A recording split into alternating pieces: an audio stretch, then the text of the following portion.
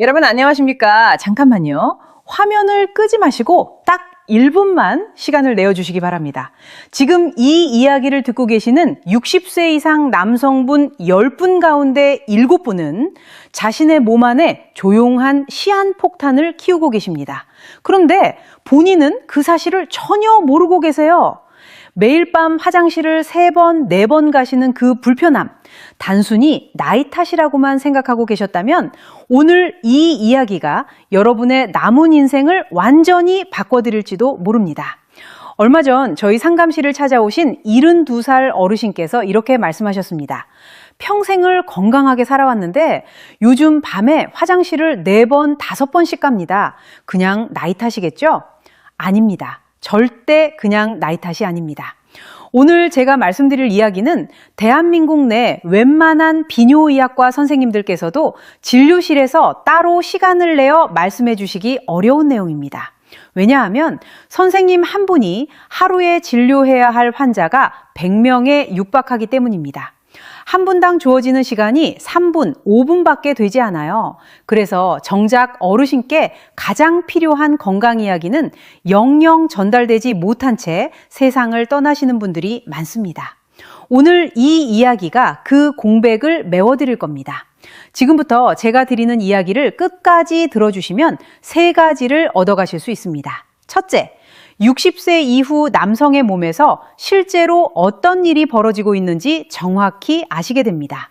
둘째, 전립선 건강과 심장 건강 그리고 뇌 건강까지 동시에 지킬 수 있는 자연스러운 생활 원칙을 배우시게 됩니다.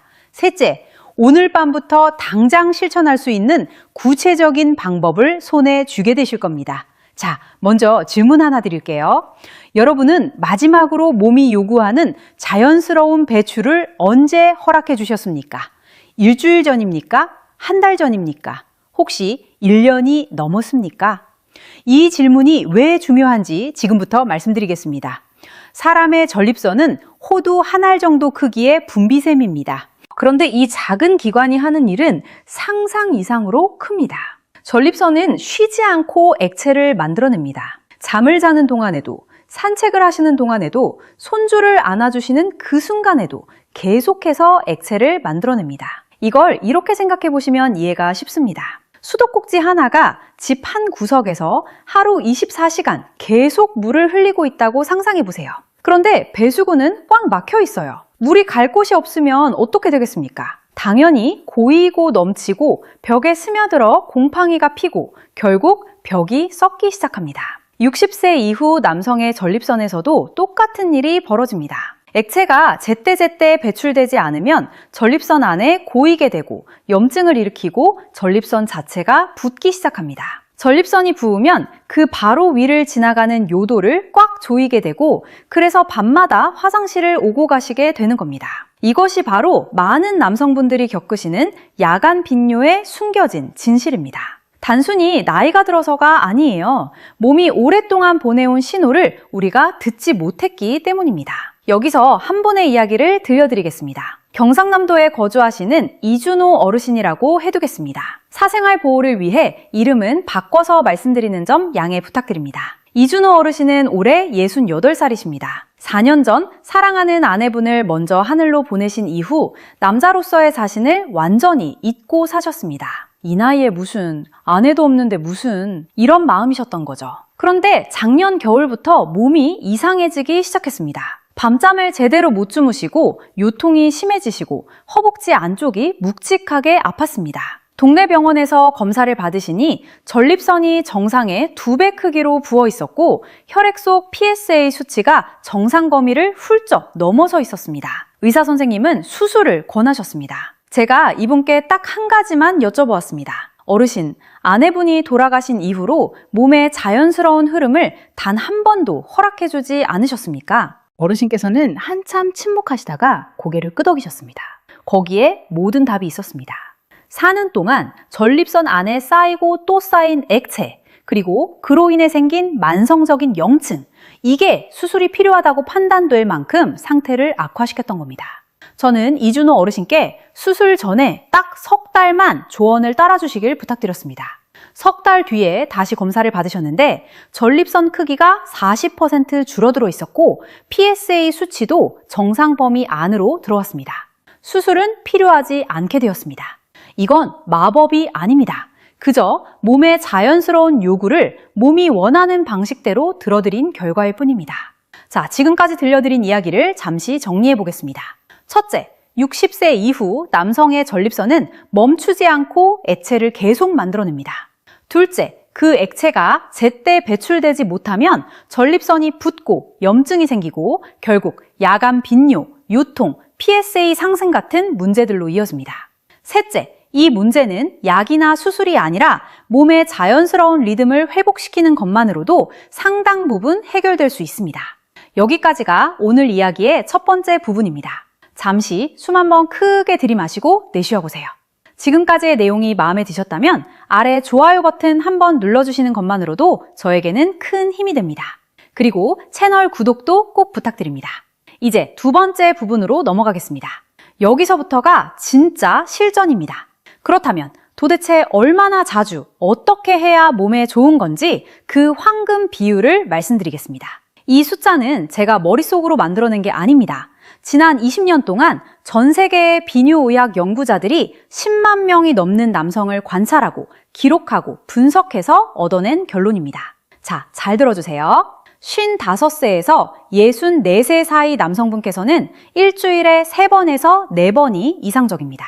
65세에서 74세 사이 남성분께서는 일주일에 2번에서 3번이 가장 좋습니다. 75세 이상 남성분께서는 일주일에 최소 1번, 컨디션이 좋으시면 2번까지가 적당합니다. 어떤 분들께서는 이렇게 생각하실 수 있습니다. 아니, 이 나이에 일주일에 2-3번씩이나 너무 많은 거 아닙니까? 전혀 아닙니다. 이건 쾌락의 문제가 아니라 건강관리의 문제입니다. 하루에 물 8잔을 마시는 것이 건강에 좋다고 하잖아요. 저녁 식사 후 30분 산책이 심장에 좋다고 하잖아요. 똑같은 이치입니다. 한 가지 비유를 더 들어드릴게요. 논에 물을 대는 것을 생각해 보세요. 오래된 농부 어르신들께서는 아시죠? 논에 물이 너무 없으면 벼가 말라 죽고 너무 많으면 뿌리가 썩습니다. 적정한 수위를 유지하는 게 핵심입니다. 우리 몸의 생식 시스템도 똑같습니다. 너무 없어도 병이 오고 너무 많아도 탈이 납니다. 적정선을 찾는 것이 지혜입니다. 이 적정선을 무시하시고 너무 과하게 하시면 어떻게 되는지 한 분의 사례를 들려드리겠습니다. 서울 강남구에 거주하시는 64살 박민석 어르신의 이야기입니다. 박민석 어르신께서는 최근 은퇴를 하셨는데 시간이 많아지시고 인터넷에서 잘못된 정보를 접하시면서 하루에 2번, 3번씩 자극을 주기 시작하셨습니다. 그러다 어느 날 아침 일어나시는데 머리가 어지럽고 무릎에 힘이 빠지고 눈 밑에 다크서클이 새카맣게 내려와 있었습니다. 검사를 해드리니 혈중 아연 수치가 정상보다 30% 이상 낮았습니다. 셀레늄도 부족했고 테스토스테론 수치마저 바닥을 치고 있었습니다. 과도한 배출이 몸속 미네랄을 전부 소진시켜버렸던 겁니다. 정사액 1회분에는 아연 5mg, 셀레늄 약간,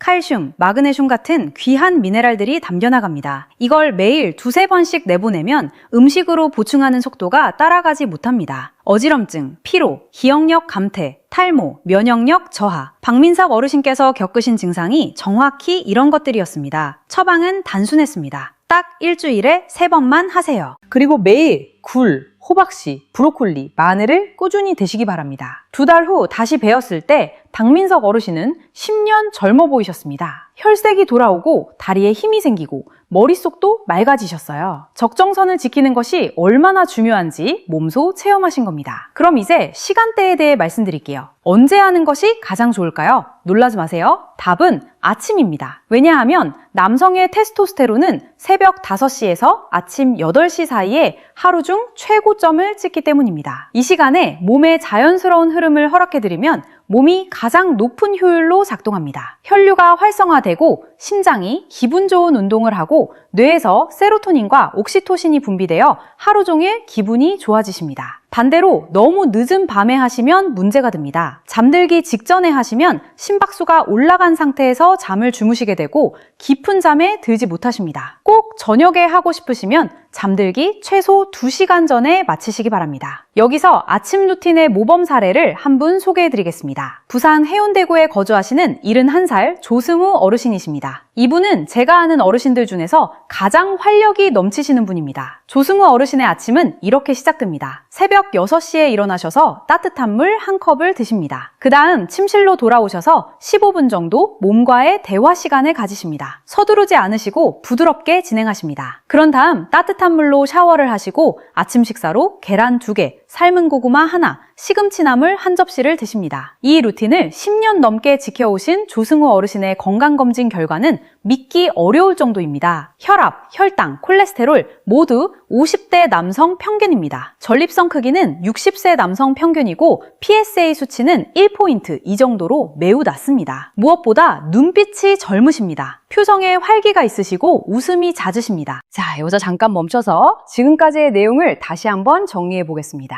연령별 권장 빈도 55에서 64세는 주 3회에서 4회, 65에서 74세는 주 2회에서 3회, 75세 이상은 주 1회에서 2회, 이 숫자들을 잊지 마시기 바랍니다. 그리고 가능하시면 아침 시간을 활용해 보세요.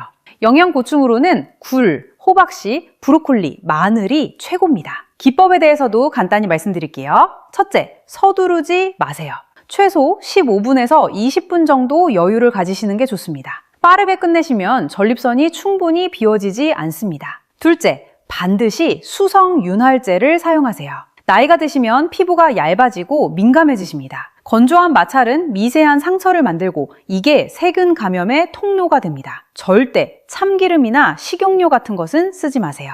셋째, 너무 강하게 쥐지 마세요. 강한 압박은 신경을 둔화시키고 오히려 감각을 떨어뜨립니다. 부드럽게, 천천히, 정성껏 이것이 원칙입니다. 이제 마지막 부분입니다. 지금부터는 특별한 건강 상태를 가지신 분들을 위한 이야기와 함께 정말 중요한 당부의 말씀을 드리겠습니다. 끝까지 들어주시기 바랍니다. 혹시 고혈압 약을 드시고 계십니까? 당뇨 약을 드시고 계십니까? 심장약이나 전립선 약을 드시고 계십니까? 그러시다면 더더욱 이 부분에 집중해 주셔야 합니다. 대구광역시에 거주하시는 73살 한재영 어르신의 이야기입니다. 이분은 당뇨를 20년째 앓고 계시고 고혈압 약 2종류, 콜레스테롤 약 1종류를 드시고 계셨습니다. 어르신께서는 병원에 오실 때마다 의사 선생님께 부끄러워서 묻지 못한 질문 하나가 있으셨습니다. 나 같은 사람이 그런 걸 해도 되는 겁니까? 이 질문은 정말 많은 어르신들께서 마음속에 담아두고만 계시는 질문입니다.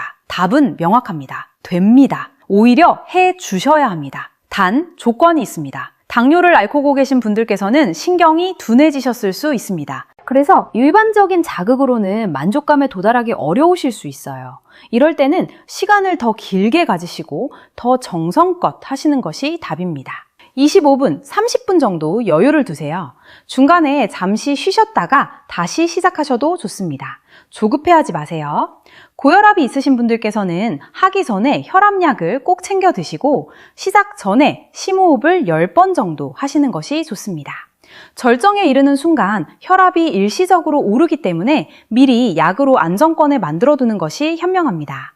심장질환이 있으신 분들께서는 반드시 심장내과 선생님과 먼저 상의하시기 바랍니다. 일반적인 기준은 이렇습니다. 2층 계단을 숨차지 않게 오르내릴 수 있으시면 가능하십니다. 만약 계단 오르기가 힘드시다면 먼저 심장부터 관리하세요. 한재영 어르신의 경우는 3달 프로그램으로 진행했습니다. 첫 달은 주 1번 아주 천천히, 두 번째 달은 주 1번에서 2번으로, 세 번째 달에는 어르신 스스로 느끼시는 대로 자연스럽게 하시게 되었습니다. 결과는 놀라웠습니다. 당뇨 수치가 개선되었고 혈압약 용량을 줄일 수 있었으며 아침에 일어나는 것이 가볍다고 하셨습니다. 이번에는 배우사를 먼저 떠나보내신 분들의 이야기를 드리고 싶습니다. 이 주제는 제가 매번 말씀드릴 때마다 가슴이 아픈 주제입니다. 전라남도 순천에서 평생 농사를 지으셨던 75살 신동훈 어르신은 5년 전 아내를 잃으셨습니다. 5년이 지나도록 그 누구와도 연애를 하지 않으셨고 자기 자신과도 거리를 두셨습니다. 아내한테 미안해서. 아내 말고 다른 방식으로 내 몸을 쓴다는 게 배신처럼 느껴져서. 제가 이분께 드린 말씀은 이렇습니다. 어르신, 아내분께서 만약 지금 이 자리에 계신다면 뭐라고 말씀하실 것 같으십니까? 먼저 가서 미안한데 너는 제발 건강하게 오래 살다 오라고. 그 말씀 아니시겠습니까? 비유를 하나 더 들어드릴게요. 정원이 있습니다. 사랑하는 사람과 함께 20년, 30년 가꿔온 아름다운 정원입니다.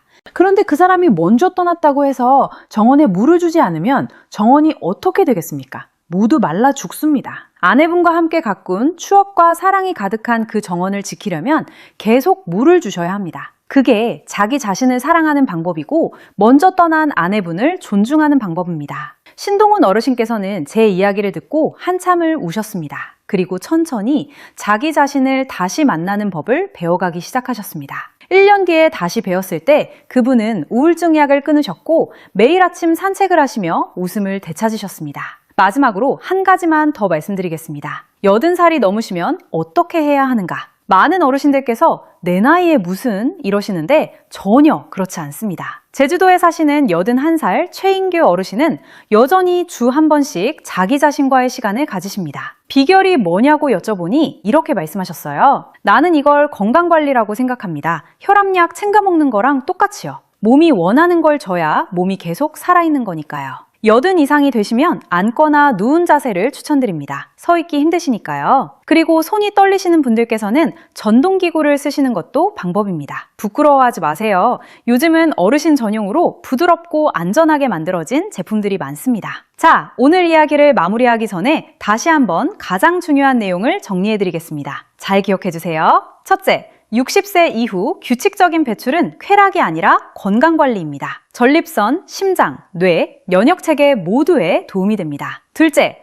연령별 황금 비율을 지키세요. 55에서 64은 주 3에서 4회, 65에서 74은 주 2에서 3회, 75 이상은 주 1에서 2회입니다. 셋째, 아침 시간에 서두르지 않고 수성윤활제를 사용하시며 부드럽게 이 4가지 원칙을 지켜주세요. 넷째, 굴, 호박씨, 브로콜리, 마늘을 꾸준히 드세요. 다섯째, 지병이 있으시다면 반드시 주치의 선생님과 상의하시고 안전 범위 안에서 진행하세요.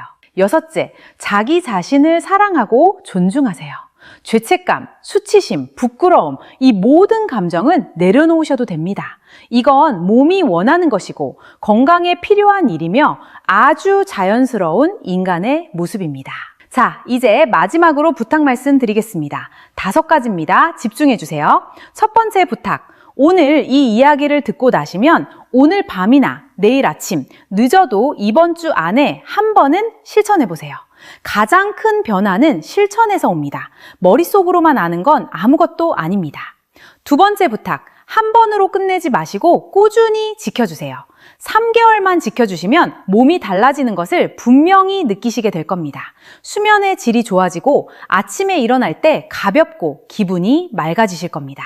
세 번째 부탁. 이 이야기가 도움이 되셨다면 아래에 좋아요 버튼을 눌러주세요. 그리고 짧게라도 댓글로 응원 한마디 남겨주시면 정말 큰 힘이 됩니다. 어떤 부분이 가장 도움이 되셨는지 알려주시면 다음 이야기를 준비할 때 참고하겠습니다. 네 번째 부탁. 아직 이 채널을 구독하지 않으셨다면 지금 꼭 구독 버튼을 눌러주시기 바랍니다. 저는 앞으로도 매주 어르신들께 꼭 필요하지만 어디서도 쉽게 들을 수 없는 건강 이야기를 계속해서 올려드리겠습니다. 구독은 무료이고 언제든지 해지하실 수 있으니 부담 갖지 마세요. 5번째 부탁. 주변에 이 이야기가 필요하실 것 같은 친구분, 형제분, 동창분이 계시다면 이 영상 링크를 공유해 주시기 바랍니다. 많은 남성 어르신들이 이런 이야기를 듣지 못해 수술대에 오르시고 약물에 의존하시고 우울증에 빠지십니다. 우리가 조금만 손 내밀면 그분들의 남은 삶이 달라질 수 있습니다. 다음 영상에서는 60세 이후 남성의 테스토스테론을 자연스럽게 끌어올리는 5가지 음식과 7가지 생활 습관에 대해 말씀드리겠습니다. 놓치지 마시고 꼭 챙겨보세요. 여러분의 남은 인생이 지금 이 순간부터 더 활기차고 더 건강하고 더 행복해지시기를 진심으로 기원합니다. 오늘 긴 이야기 끝까지 들어주셔서 진심으로 감사합니다. 그럼 다음 영상에서 다시 뵙겠습니다. 건강하십시오.